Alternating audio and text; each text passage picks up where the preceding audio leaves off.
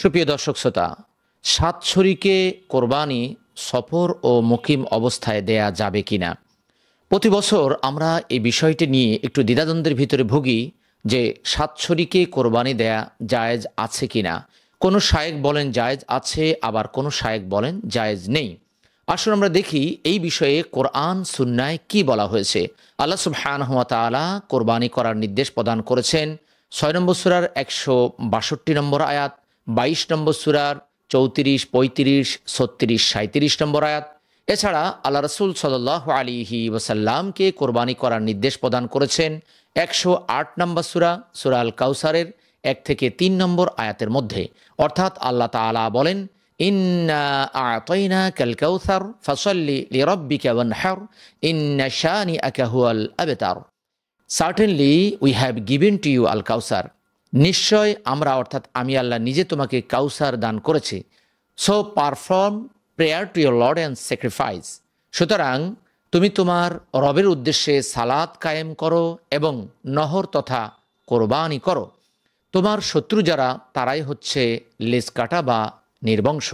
এখানে আল্লাহ তাআলা রাসূলুল্লাহ সাল্লাল্লাহু আলাইহি সাল্লামকে নহর করা তথা কোরবানি করার নির্দেশ প্রদান করেছেন।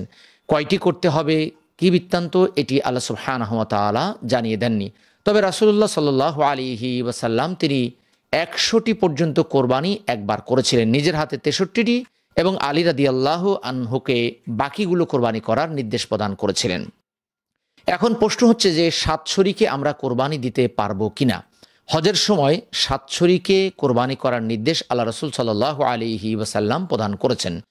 জাবির রাদিয়াল্লাহু আনহু হতে বর্ণিত, তিনি বলেন, আমরা হজ্জের ইহরাম বেঁধে আল্লাহ রাসূল সাল্লাল্লাহু আলাইহি ওয়াসাল্লামের সাথে রওনা হলাম।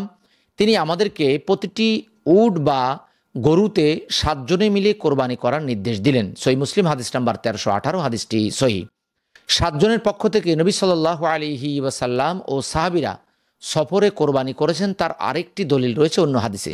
জাবির ইবনু আব্দুল্লাহ রাদিয়াল্লাহু আনহু হতে বর্ণিত, তিনি বলেন, হুদাইবিয়ার বছর তথা ৬ষ্ঠ হিজরিতে আমরা আল্লাহ রাসূল সাল্লাল্লাহু আলাইহি ওয়াসাল্লামের সাথে প্রতি ৭ জনের পক্ষ থেকে একটি উট ও প্রতি ৭ জনের পক্ষ থেকে একটি গরু কোরবানি করেছি। সহিহ মুসলিম হাদিস নাম্বার ১৩১৮, মুওয়াত্তা মালিক হাদিস নাম্বার ১৩৭৩, হাদিসটি সহিহ।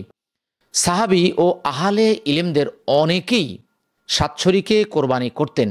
ইমাম তিরমিজি রহিমাহুল্লাহ তিনি বলেন যে আহলুল ইলমগণের মধ্যে তথা সাহাবীগণ এবং তাবিগণের অনেকেই এর উপর আমল করেছেন। তারা একটি উট ৭ জন এবং একটি গরু ৭ জনে মিলে কোরবানি দিয়েছেন।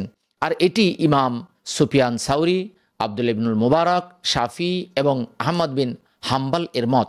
তিরমিজি ১৫০২ নম্বর হাদিসের টিকায় তিনি একথা বলেছেন। সফরের কথা উল্লেখ ছাড়াও ৭ শরীকে কোরবানির কথা এসেছে। জাবির ইবনু আব্দুল্লাহ রাদিয়াল্লাহু আনহুমা হতে বর্ণিত, তিনি বলেন, নবী সাল্লাল্লাহু আলাইহি সাল্লাম বলেছেন, একটি গরু ৭ ভাগে এবং একটি উট ৭ ভাগে কোরবানি করবে। আবু দাউদ হাদিস নাম্বার ২৮০৮, হাদিসটি সহিহ। এখানে সফরের কোনো কথা উল্লেখই নেই। সমস্যার কারণে তায়াম্মুম যেমনিভাবে সফরে ও বাড়িতে জায়েজ, ঠিক তেমনিভাবে সমস্যার কারণেও এটি জায়েজ। আল্লাহ সুবহানাহু ওয়া তাআলা বাড়িতে ও সফরে তায়াম্মুমের কথা উল্লেখ করেছেন ৪ নম্বর সূরা ৪৩ ও ৫ নম্বর সূরার ৬ নম্বর আয়াতে। ইমাম নববী রহিমাহুল্লাহ তিনি বলেছেন যে ৭ শরীকে গরুতেও উটে কোরবানি দেওয়া জায়েজ, এটা সম্পূর্ণরূপে বৈধ, কেননা সাহাবীদের এই আমল ছিল। লাজনায় দাইমার ফতুয়া হচ্ছে ৭ শরীকে কোরবানি দেওয়া যাবে। ফাতুয়া লাজনাতুদ দাইমা ১১ নম্বর খণ্ডের ৪০১ নম্বর পৃষ্ঠা। উত্তম হলো একজনের পক্ষ থেকে একটি বকরি দেওয়া। আতা ইবনু ইয়াসার রহিমাহুল্লাহতে বর্ণিত, তিনি বলেন যে আমি আবু আইয়ুব রাদিয়াল্লাহু আনহুকে জিজ্ঞেস করলাম যে আল্লাহ রাসূল সাল্লাল্লাহু আলাইহি ওয়াসাল্লামের যুগে কোরবানির নিয়ম কানুন কেমন ছিল। তিনি বলেন, কেউ তার ও তার পরিবারের পক্ষ থেকে একটি বকরি কোরবানি দিত। তিরমিজি হাদিস নাম্বার ১৫০৫।